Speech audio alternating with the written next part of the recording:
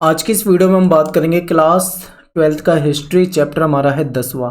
Part 1 है इसका उपनिवेशवाद और देहात, तीसरी बुक से। ठीक है, शुरू करते हैं चैप्टर को। इससे पहले मैं आपको थोड़ा बेसिक बता देता हूँ। आपको पता है कि भारत का इतिहास जब हम पढ़ते हैं तो उसको 3 हिस्सों में बांट के पढ़ते हैं।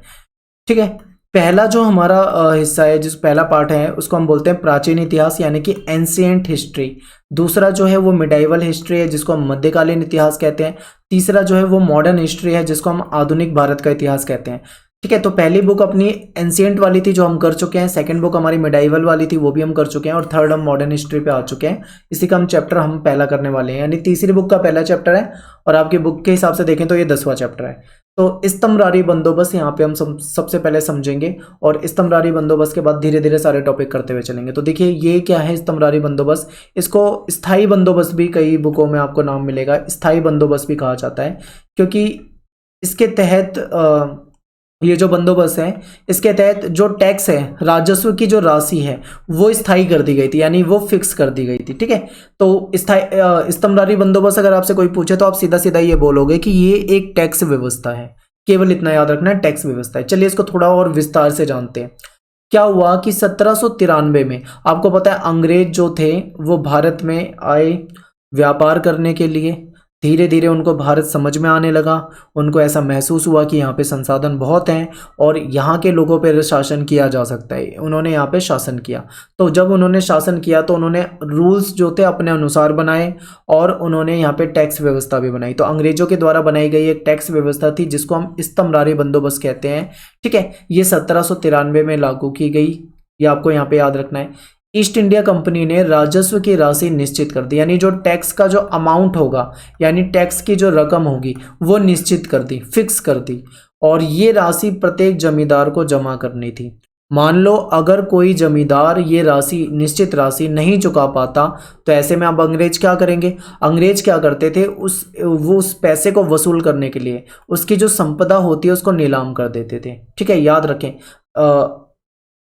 क्या करते थे अंग्रेज लोग? जमींदार की जो संपत्ति होती थी उसको नीलाम कर देते थे, इस तरीके से पैसे वसूलते थे। अब ये जमींदारों का क्या रोल है इसे समझिए। देखिए अंग्रेज जो थे ये तो सत्ता में थे, यानी अंग्रेजों का शासन था। तो अंग्रेजों को क्या करना होता था? अंग्रेज लेते थे टैक्स। टैक्स किससे लेते थे? किसानों से, काश्तकारों से, रैयतों से। ठीक है, और अंग्रेज किसान किसके द्वारा लेते थे? अब अंग्रेज डायरेक्ट यहाँ पे स्तंभरारी बंदोबस्त में अंग्रेज डायरेक्ट टैक्स नहीं ले रहे। ठीक है, टैक्स कैसे ले रहे हैं? एक व्यक्ति के थ्रू, यानी एक व्यक्ति जो है जमींदार, जमींदार के थ्रू टैक्स लेते हैं। जमींदार क्या करता था? किसानों से टैक्स इकट्ठा करता था और इकट्ठा करने के बाद उस टैक्स को जाके अंग्रेजों को जमा कर देता था। तो ये पूरी व्यवस्था थी, इसको स्तंभरारी बंदोबस्त कहा जाता था। लेकिन कभी कभी ऐसा हो जाता था कि जमींदार टैक्स को जमा नहीं कर पाता था। जब जमींदार टैक्स को नहीं जमा कर पाता था तो अंग्रेज क्या करते थे? अंग्रेज उसकी जमींदारी जो होती थी उसको नीलाम कर देते थे।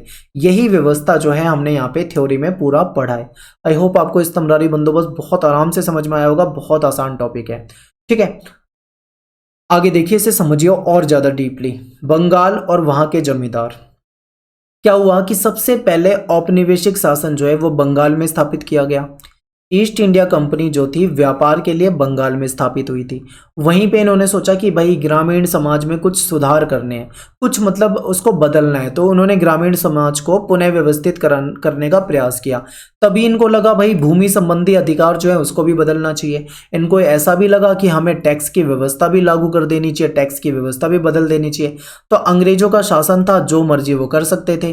तो अंग्रेजों ने क्या करा? टैक्स की नई व्यवस्था यानी नई राजस्व प्रणाली लागू की। भूमि संबंधी अधिकारों के जो कुछ कानून वगैरह थे उसमें बदलाव करे, ग्रामीण समाज में भी कुछ बदलाव करा और इस तरीके से इन्होंने यहाँ पे व्यवस्था बनाई।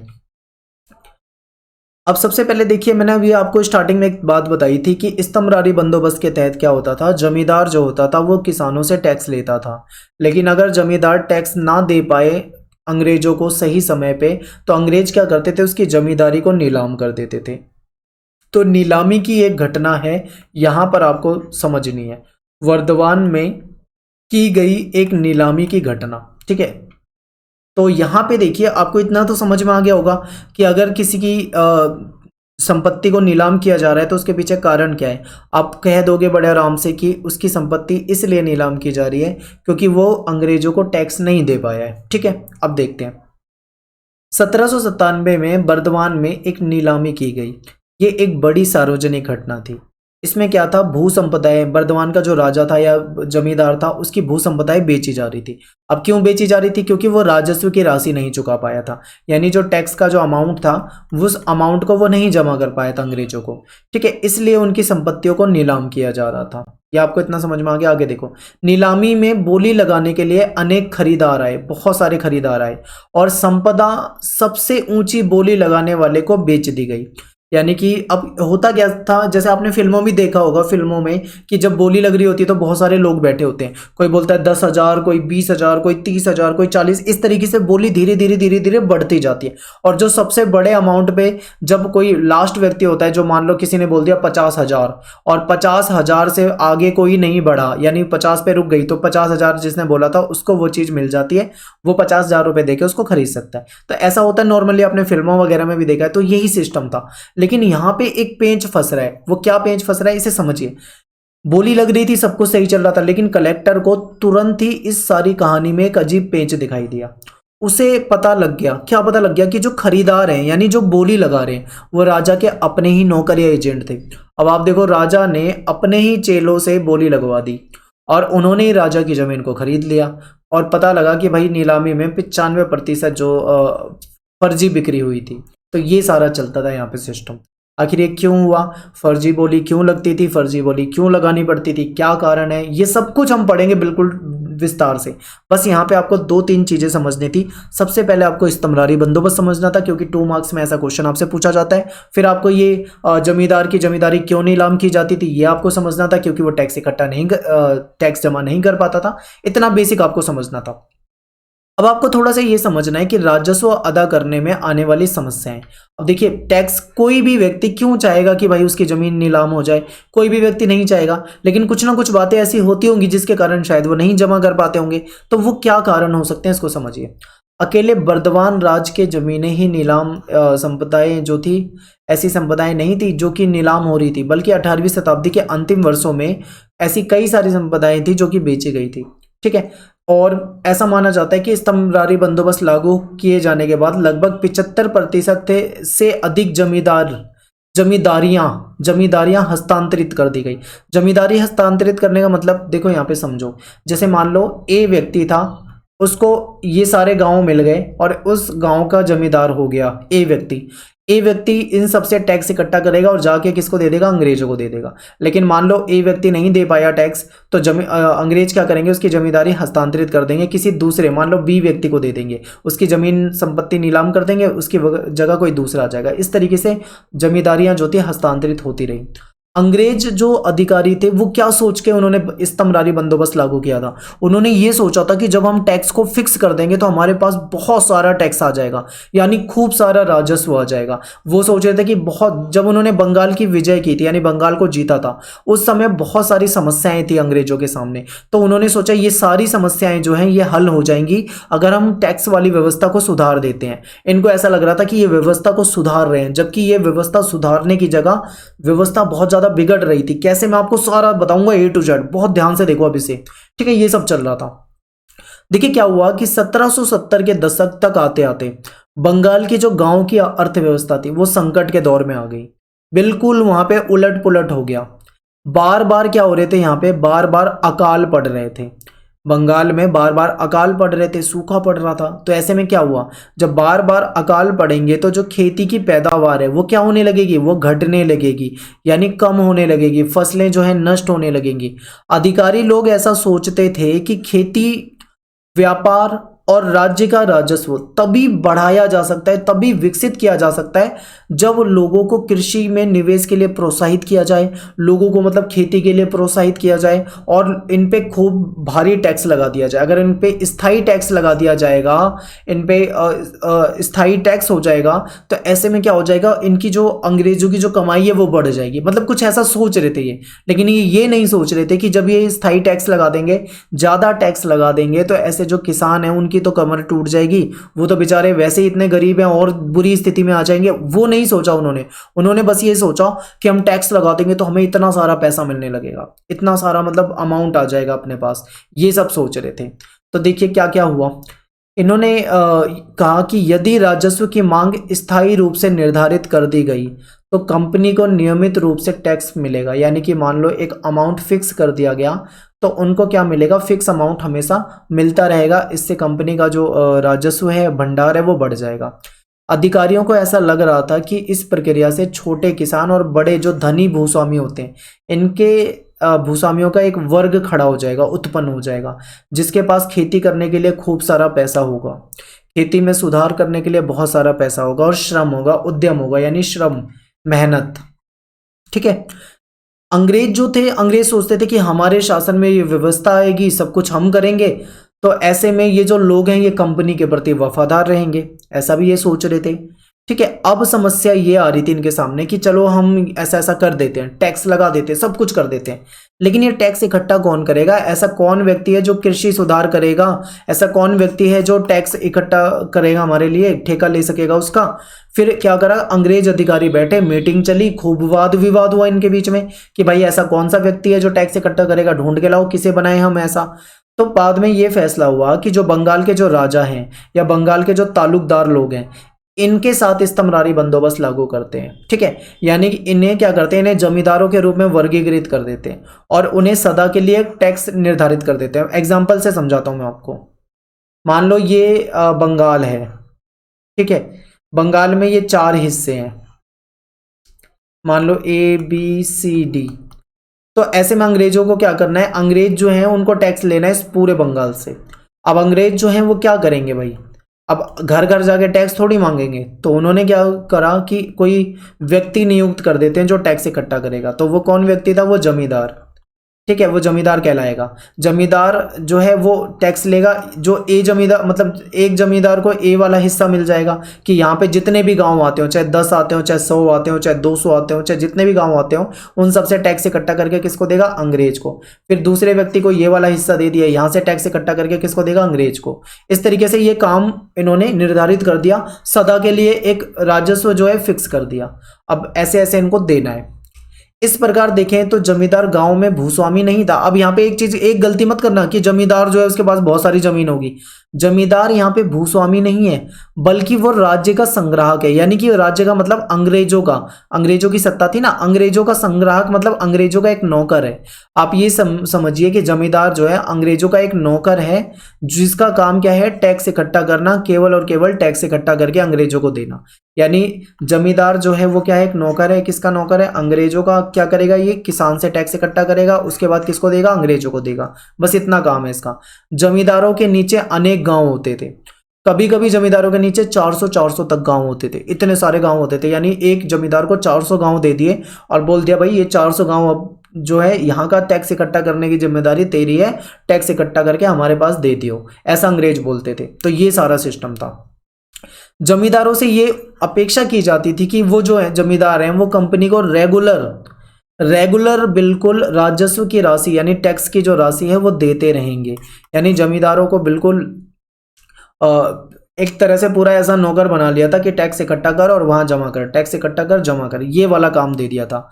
यदि कोई जमींदार ऐसा करने में असफल हो गया, मान लो कोई जमींदार नहीं दे पाया, तो उसकी जमींदारी को क्या कर दिया जाएगा, नीलाम कर दिया जाएगा। स्टार्टिंग में मैं आपको पूरी कहानी की तरह ये समझा चुका था, अब इसको थ्योरी की तरह मैं एक्सप्लेन करते जा रहे हैं। आपको बहुत अच्छे से समझ में आएगा, वीडियो को 1 से 2 बार देखें, सब कुछ आपके दिमाग में बैठ जाएगा। अब देखिए आगे आखिर क्या होता था। जमींदार जो थे वो हमेशा राजस्व नहीं दे पाते थे, टैक्स जो है नहीं दे पाते थे। और मैं आपको पहले बता दूं, अब जो मैं आपको बताने जा रहा हूं ये मोस्ट इंपॉर्टेंट क्वेश्चन है। अगर आप प्रीवियस ईयर के क्वेश्चन पेपर उठाकर देखोगे तो ये जो क्वेश्चन है ये पेपर में कई बार पूछा गया है कि आखिर क्यों जमींदार टैक्स देने में चूक करते थे, यानी टैक्स को नहीं देते थे, जमा नहीं कर पाते थे, क्या कारण था। तो इसके पीछे एक नहीं बल्कि बहुत सारे कारण थे। देखिए एक एक करके समझिए। कंपनी को ऐसा लग रहा था कि राजस्व की दर जो है निश्चित करने से कंपनी को निश्चित आय प्राप्त होने लग जाएगी। यानी अंग्रेजों ने तो बहुत अच्छा सोच के करा था ये सब कि भाई हमने तो टैक्स निश्चित कर दिया, अब हमें टैक्स मिलेगा, हमें खूब पैसा मिलेगा, ऐसा अंग्रेज सोच रहे थे। लेकिन रियलिटी में अगर हम देखें, सच्चाई में देखें, वास्तविकता में ऐसा कुछ भी नहीं हुआ, नहीं हो पाया ये कामयाब। जमींदार जो थे अपनी राजस्व मांग को अदा करने में बराबर कोताही बरतते थे। बार बार, मतलब टाइम पे जमींदार कभी टैक्स देते ही नहीं थे, जमींदारी इसीलिए उनकी नीलाम भी की जाती थी। ठीक है, जिससे कि अब जब मान लो कोई जमींदार अपना सही समय पे टैक्स नहीं देगा तो उससे क्या होगा, उसकी जो टैक्स की रकम है वो धीरे धीरे क्या होने लग जाएगी, उसकी बढ़ने लग जाएगी, यानी उसका कर्ज जो है बढ़ता जाएगा बढ़ता जाएगा बढ़ता जाएगा बढ़ता जाएगा। जब अंग्रेजों को लगेगा कि भाई अब ये नहीं दे रहा टैक्स, तो वो क्या करेंगे, उसकी जमींदारी नीलाम करेंगे। ये पूरा सिस्टम होता था। तो आखिर क्यों ऐसा होता था, क्यों कोई जमींदार, मतलब मैंने स्टार्टिंग में ही आपसे ये बता दिया था, क्यों कोई जमींदार ऐसा करता था कि उसकी जमींदारी नीलाम हो जाए। तो इसके पीछे कारण जो है वो एक नहीं बल्कि अनेक है। ठीक है, कई कारण है इसके पीछे, तो एक एक करके कारण को डिस्कस करते हैं।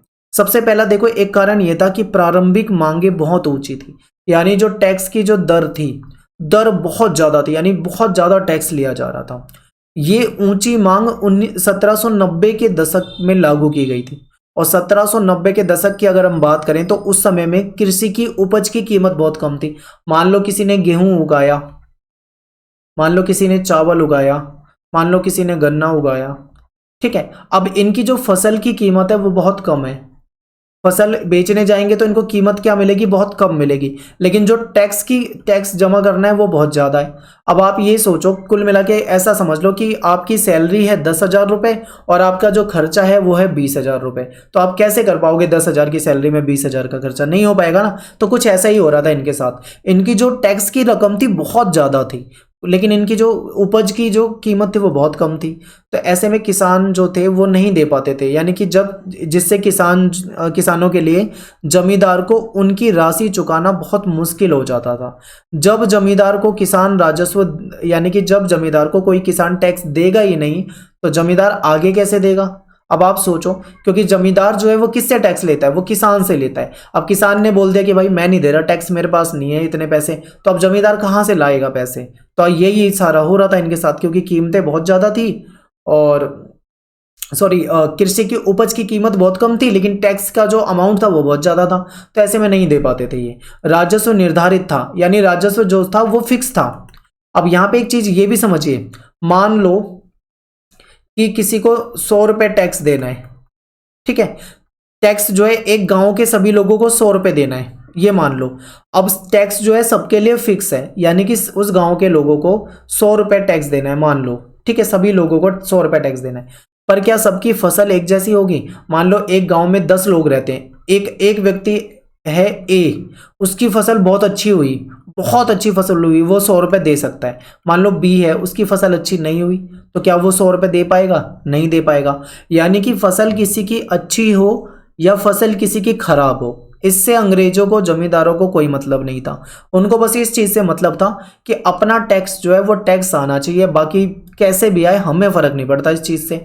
अब यहाँ पे समस्या यही आ रही थी कि राजस्व जो था वो फिक्स था, फसल अच्छी हो या फसल खराब हो उससे उन्हें कोई मतलब नहीं था, लेकिन राजस्व ठीक समय पर देना जरूरी था। तो ऐसे में जब नई फसल किसी की होती थी तो वो जमींदार को नहीं दे पाते थे। अब जब किसान जमींदार को नहीं दे पा रहा है फसल, तो फिर वो आगे कैसे दे पाएगा टैक्स वगैरह जो भी है वहां पे। तो ये हो गया कारण। एक दूसरा कारण भी देखो, सूर्यास्त विधि कानून लागू कर रखा था। अब ये सूर्यास्त विधि कानून क्या होता है, यानी कि देखो सूर्य है और एक इसमें निश्चित तारीख होती थी, यानी कि ये बोल देते थे कि भाई जैसे मान लो निश्चित तारीख 17 तारीख को शाम को सूरज ढलने से पहले तुम्हें हमारे यहाँ पे टैक्स जमा कर देना है। ऐसा होता था, जैसे लास्ट डेट नहीं होती, हम किसी फॉर्म को भरते हैं, मान लो किसी फॉर्म को भरने की लास्ट डेट 10 तारीख को शाम 5 बजे है, तो इस तरीके से ये था। यानी कि एक निश्चित तारीख को सूर्य ढलने से पहले पहले उसको क्या करना था, अपना भुगतान जरूरी था। अब ऐसे में नहीं हो पाता था टैक्स इकट्ठा, तो कैसे जमा कर पाएंगे, ये भी एक कारण हो जाता था, क्योंकि लास्ट डेट भी फिक्स थी, अमाउंट भी फिक्स था, पर सामने वाला दे नहीं पा रहा है, तो ये दिक्कत है। आगे देखो, स्तंभरारी बंदोबस्त ने जमींदार की शक्ति को किसान से राजस्व इकट्ठा करने और अपनी जमींदारी का प्रबंध करने तक सीमित कर दिया। अब ये जो जमींदार, तालुकदार, जो भी पहले लोग होते थे, ये ताकतवर लोग होते थे, ठीक है, लेकिन अंग्रेजों ने इनको क्या बना दिया, नौकर बना दिया। और ऐसा नौकर बना दिया कि अब ये बस टैक्स इकट्ठा करने और अपनी जमींदारी का प्रबंध करने में लगे हैं, यानी टॉर्चर कर दिया इनको एक तरह से। कंपनी जमींदारों को नियंत्रित रखना चाहती थी, अपने नियंत्रण में रखना चाहती थी, उनकी जो स्वायत्ता थी उसको सीमित करना चाहती थी। जमींदार की सैन्य टुकड़ियों को भी भंग कर दिया गया। ठीक है। उनकी जो कचहरी थी, कचहरी जो कोर्ट वगैरह जो थी, वो भी कंपनी द्वारा, जो कंपनी ने जो कलेक्टर नियुक्त कर रखा था उसकी देखरेख में चल रही थी।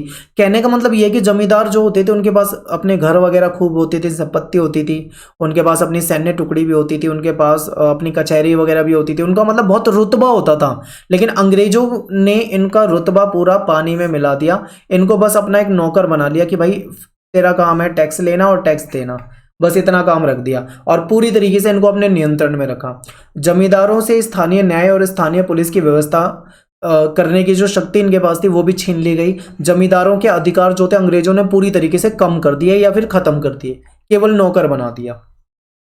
राजस्व इकट्ठा करने के समय जमींदार का एक अधिकारी जो अमला कहलाता है, ये क्वेश्चन आपके 1 मार्क्स में आया हुआ है, ठीक है, ये 1 मार्क्स में आया हुआ क्वेश्चन है। जमींदार के साथ एक अधिकारी होता था जो टैक्स इकट्ठा करने के लिए जाता था, उसको अमला कहा जाता था, ठीक है, याद रखो। ये क्या था, ये जो अमला था ये गांव में आता था, लेकिन राजस्व संग्रह करने में, राजस्व इकट्ठा करने में कई तरह की समस्याएं आती थी इनके सामने। टैक्स इकट्ठा करने में बहुत समस्याएं आती थी। कभी कभी खराब फसल और नीची कीमतों के कारण किसान के लिए राजस्व की राशि चुका कर पाना बहुत मुश्किल हो जाता था। अब देखो, अब आपको मैंने स्टार्टिंग में बताया कि अगर मान लो किसी की फसल खराब हो गई या कीमत बहुत कम है तो वो नहीं दे पाते थे टैक्स, तो ऐसा हो जाता था। और कभी कभी ऐसा भी हो जाता था, ये लास्ट लाइन को बहुत ध्यान से देखो, कभी कभी ऐसा भी हो जाता था कि किसान जानबूझकर भी किसान जानबूझकर भी टैक्स देने में देरी करते थे, जानबूझकर भी नहीं देते थे, ठीक है, ऐसा भी कभी कभी हो जाता था। धनवान किसान और गांव के मुखिया जो कि जोतदार और मंडल, ठीक है, जमींदार को परेशानी में देखकर बहुत खुश होते थे। जोतदार और मंडल जो होते थे, जो धनवान किसान के रूप में या फिर गांव के मुखिया के रूप में होते थे, जब जमींदार परेशान होते थे उसको देख के बहुत खुश होते थे, क्योंकि जमींदार आसानी से उन पर अपनी ताकत नहीं दिखा सकता था, वो चाहे तो उन पर मुकदमा कर सकता था, ठीक है। तो आगे इसे समझिए, क्योंकि भाई वो ताकत नहीं दिखा सकते थे, मुकदमा चला सकते थे उस पर, ठीक है, बाकीदारों पे और इन पे, लेकिन मुकदमे का कोई फायदा नहीं होता था क्योंकि जो कानूनी प्रक्रिया थी वो काफ़ी लंबी होती थी। 1798 में बर्दवान जिले में ही राजस्व के भुगतान के 30,000 से ज़्यादा मामले लंबित थे। अब मान लो जमींदार गया किसी से टैक्स लेने और उसने टैक्स नहीं दिया, तो ऐसे में जमींदार अगर उस पर केस करेगा तो वो, समझ रहे हो ना, वो बहुत लंबा मामला हो जाएगा यार, ऐसा सिस्टम हो जाता था। तो ये सब चीज़ें कामयाब नहीं थी। कुल मिला के देखा जाए तो जमींदार जो था, जमींदार की जो स्थिति थी वो धीरे धीरे यहाँ पे बहुत ज़्यादा बदतर होने लगी थी। अब आगे देखिए, जोतदारों का उदय। ये वही जोतदार हैं जो जमींदार को दुखी देखकर बहुत खुश होते थे। ये जोतदार कौन थे, ये समझिए। 18वीं शताब्दी के अंत में जहां एक तरफ जमींदार जो थे वो संकट में आ गए थे, वहीं दूसरी तरफ धनी किसानों का एक समूह था जिसकी स्थिति बहुत ज़्यादा मजबूत हो रही थी। इनको क्या कहा जाता था, जोतदार। तो जोतदार कौन है, किसान है, लेकिन ये कैसे किसान है, धनी किसान, यानी बहुत अमीर किसान है। ये चिढ़ते थे, किससे चिढ़ते थे, ये जमींदारों से चिढ़ते थे। फ्रांसिस बुकानन जो है, इसने उत्तरी बंगाल में ये जब गया, दिनाजपुर जिले का सर्वे करने गया था ये अंग्रेज अधिकारी, ठीक है, तो उसने देखा कि धनी किसानों का ये जो जोतदार वर्ग है, इसके बारे में इनको देखा, समझा और इसके बारे में उसने विवरण दिया कि ऐसे ऐसे गाँव में ये वर्ग है। 19वीं शताब्दी के प्रारंभिक वर्षों तक जोतदार ने जमीन के बड़े बड़े हिस्सों पर, कभी तो कई हजार एकड़ में फैली हुई जमीन अर्जित कर ली। अब आप ये सोचो कि 19वीं शताब्दी के प्रारंभिक वर्षों में, 19वीं शताब्दी मतलब है 1800 से, बहुत सारे बच्चे 19वीं शताब्दी का मतलब 1900 मानते हैं पर गलत होगा, यानी 1800 के स्टार्टिंग वर्ष में, यानी 1801, 2, 3 ऐसे करके शुरुआती वर्षों में इन्होंने जोतदार जो थे, इन्होंने जमीन के बड़े बड़े हिस्से प्राप्त कर लिए थे। स्थानीय व्यापार पे इनका बहुत दबदबा था, साहूकार के कारोबार पे भी इनका पूरा नियंत्रण था, ठीक है। जोतदार जो थे वो गरीब किसानों पर, काश्तकारों पर शक्ति का प्रयोग भी खूब करते थे, यानी देखा जाए तो जोतदार जो थे बहुत ताकतवर हो गए थे। इनकी जमीन का बड़ा हिस्सा बटाईदारों के माध्यम से जोता जाता था। अब बटाईदार क्या होते हैं, मतलब देखो, जैसे कि जो अमीर किसान होते हैं जिनके पास बहुत सारी जमीन है, तो वो क्या करेंगे, बहुत सारी जमीन पे खुद खेती नहीं करेंगे, वो अपनी खेती को किराए पे दे देंगे। किराए पे समझ लो आप, बटाईदार का मतलब किराया ही होता है एक तरह से। समझो मैं कैसे बताता हूँ आपको, ध्यान से देखो। किसान क्या होंगे, किसान को ये जमीन दे दी अपनी, उन्होंने बोला ठीक है मेरी जमीन है, ले ले और इस पे खेती कर। जिस किसान के पास जमीन नहीं है उसको खेती करने के लिए जमीन मिल गई, अब वो क्या करेगा, अपने हल लेकर आएगा, अपने हल लाएगा, पूरी मेहनत करेगा, उसके खेत में खेती करेगा, फसल उगाएगा, सब कुछ ठीक है। लेकिन जब अंत में जब फसल काटने का समय आएगा तो उसकी जो आधी फसल है यानी 50% फसल जो है वो किसको चली जाएगी? जमीन के मालिक को यानी जोतदार को, और 50% जो है किसान खुद रख लेगा। अब किसान की मान लो वो जमीन होती तो किसान ज्यादा रख पाता, लेकिन वो खुद किसान की जमीन तो है नहीं, इसलिए वो आधी उसको दे देता है। तो ये होता है बटाईदार। गांव वगैरह में ऐसा होता है, ठीक है। गांव में जोतदारों की शक्ति जो थी जमींदारों की ताकत की अपेक्षा ज्यादा थी, ये ज्यादा प्रभावशाली होते थे। जमींदार शहरी इलाकों में रहते थे, लेकिन जोतदार जो थे गांव में रहते थे, ठीक है। गांव में रहते थे, गांव के लोगों के साथ रहते थे, इसलिए भी इनका फर्क बहुत ज्यादा था। जोतदारों का जो नियंत्रण था वो ग्रामवासियों के काफी बड़े हिस्से पर होता था। जमींदार द्वारा गांव की लगान को बढ़ाने के लिए किए जाने वाले प्रयास का भी ये विरोध करते थे। मान लो अगर कभी कोई जमींदार गांव का टैक्स वैक्स बढ़ाना चाहे तो वो भी उसका विरोध करते थे। जमींदारों को अपने कर्तव्य का पालन करने से रोकते थे। और जो किसान जोतदारों पर निर्भर थे, यानी कोई किसान अगर निर्भर है तो वो उन्हें हमेशा जोतदार क्या करते थे? अपने पक्ष में रखते थे। जोतदार किसानों को जानबूझकर राजस्व ना जमा करने या फिर देरी करने को कहते थे। देखो इससे फायदा क्या था, यहां पे समझो क्या स्कीम है इनकी। ये जो जोतदार हैं ये किसानों को बोलते हैं कि अगर जमींदार तुमसे टैक्स लेने आएगा तो उसको मना कर दो, यानी उसको टैक्स ना दो, या फिर उसको बोलो कल आना, परसों आना, नरसों आना, उसको देर करो। जब ऐसे में क्या है कि ऐसे में जब जमींदार टैक्स नहीं ले पाएगा तो जमींदार आगे टैक्स दे भी नहीं पाएगा। जब जमींदार टैक्स ना ले पाएगा ना दे पाएगा तो इसका मतलब क्या? उसकी जमींदारी जो है नीलाम हो जाएगी। जोतदार जो थे उनको दुखी देखकर बहुत खुश होते थे, और जब उनकी जमींदारी नीलाम होती थी, ठीक है, राजस्व समय पे चुका ना पाने के कारण जब उनकी जमींदारी नीलाम की जाती थी तो जोतदार जो होते थे वो खुद ही जाके खरीद लेते थे ऊंची बोली लगा के। ऐसे में क्या हुआ? जोतदार जो थे, यहाँ पे जोतदार रहेगा, उत्तरी बंगाल में जोतदार जो थे सबसे अधिक शक्तिशाली थे। धनी किसान और गांव के मुखिया लोग भी बंगाल के अन्य भागों में काफी प्रभावशाली बनकर उभरे। ये हवलदार भी कहलाते थे, गांटीदार या मंडल भी कहलाते थे। जो धनी किसान होते थे ये हवलदार भी कहलाते थे और गांटीदार या मंडल भी कहलाते थे। तो इस तरीके से यहाँ पे आपका ये टॉपिक जो है हो जाता है। तो यहाँ पे आपको क्या क्या समझ में आया और कैसे कैसे आपके क्वेश्चन आ सकते हैं? देखो यहाँ पे आपका इस्तमरारी बंदोबस्त आपको समझ में आया, जमींदार और जमींदारों की समस्या आपको समझ में आया, जोतदार भी आपको समझ में आ गया कि किस तरीके से जोतदार इनको दुखी देखकर खुश होते थे या फिर जानबूझ के इनको नुकसान पहुंचाने की कोशिश करते थे। तो ये 2-3 टॉपिक आपके यहाँ से क्वेश्चन बन जाते हैं। एक आखिरी टॉपिक और देखो, जमींदार जो थे इनकी जमींदारी नीलाम होती थी। अब ऐसे में बार बार जमींदारी नीलाम होगी तो इनको दिक्कत होगी। तो जमींदार क्या करते थे? जमींदारों ने तोड़ निकाल लिया, यानी कि एक रास्ता निकाल लिया अपनी जमींदारी को बचाने के लिए। तो ये पेपर में बहुत बार क्वेश्चन आता है, इसलिए मैं इसको बता दूं, मोस्ट इंपोर्टेंट क्वेश्चन है ये, ठीक है। मोस्ट इंपोर्टेंट क्वेश्चन आप समझो इसे, कि जमींदार किस प्रकार अपनी जमींदारी को नीलाम होने से बचाते थे। तो कई तरीके थे इनके, तो तरीके समझो। फर्जी बिक्री एक तरीका था, फर्जी बिक्री का, जो मैंने आपको स्टार्टिंग में बताया था ना कि फर्जी बिक्री की जरूरत क्यों पड़ती थी, तब आप समझिए कि आखिर प्रोसेस क्या है इसका। फर्जी बिक्री एक ऐसी तरकीब थी जिससे जमींदार अपनी जमींदारी बचा लेते थे। एक एग्जाम्पल देके मैं आपको समझाऊंगा। बर्दवान के राजा ने पहले तो अपनी जमींदारी का कुछ हिस्सा अपनी माता को दे दिया, यानी अपनी माँ के नाम कर दिया, क्योंकि कंपनी जो थी स्त्रियों की संपत्ति नहीं छीनती। तो जमींदार लोग क्या करते थे? अपनी जो संपत्ति होती थी, अपनी संपत्ति का कुछ हिस्सा अपने घर में पत्नी या स्त्री, कोई भी स्त्री जो भी उनके घर पे होती है उसके नाम कर देते थे। जब स्त्री के नाम पे कोई संपत्ति हो जाती है तो अंग्रेज उस संपत्ति को नहीं लेते थे। तो बर्दवान के राजा ने क्या करा? अपनी जमींदारी का कुछ हिस्सा अपनी माँ के नाम कर दिया। तो उतना जो माँ के नाम हो गया वो तो बच गया, उसे तो कोई कर नहीं सकता, छीन नहीं सकता। उसके बाद क्या करा उसने? देखो, उसके बाद जमींदार की संपत्ति की नीलामी का समय आ गया कि भाई अब नीलामी होगी। तो नीलामी के समय आदमियों, अपने ही आदमियों से बोला कि चाहो ऊंची बोली लगाओ। तो जब नीलामी का समय आया तो उसके ही आदमी जाके बोली लगाने लगे, और बोली जब सबसे ऊंची बोली लगी तो खरीद लिया, ठीक है। उसके ही आदमी ने उसको खरीद लिया। अब ऐसे में जब खरीद लिया यानी वो जमींदारी उसकी हो गई। लेकिन जब पैसे देने का समय आया तो उसके आदमी ने पैसे देने से मना कर दिया, यानी कि देखो आगे चल के उसने खरीद की राशि देने से इनकार कर दिया। अब जब खरीद की राशि नहीं मिली तो क्या होगा? दोबारा से बोली लगवानी पड़ेगी, वही प्रोसेस करना पड़ेगा, ठीक है। तो उसकी भू संपदा को दोबारा बेचना पड़ा, फिर से दोबारा से वही सारा प्रोसेस हुआ। फिर से लोग आए, जमींदार के एजेंट ने फिर से उसको बोली लगाई और खरीद लिया। अब जब दोबारा से खरीद लिया फिर से पैसे देने से इनकार कर दिया, फिर परेशान सब। फिर एक बार फिर से नीलामी करी गई, तीसरी बार नीलामी हुई, तीसरी बार भी यही हुआ। जब बार बार यही होने लगा तो लोग परेशान हो गए, उन्होंने वहां पे जाना ही बंद कर दिया, बोली लगाना ही बंद कर दिया। जब किसी ने बोली ही नहीं लगाई तो बाद में जमींदार ने ही क्या करा, अपनी जमींदारी को कम पैसों में खरीद लिया। तो ये इनकी ट्रिक होती थी अपनी जमींदारी को बचाने की।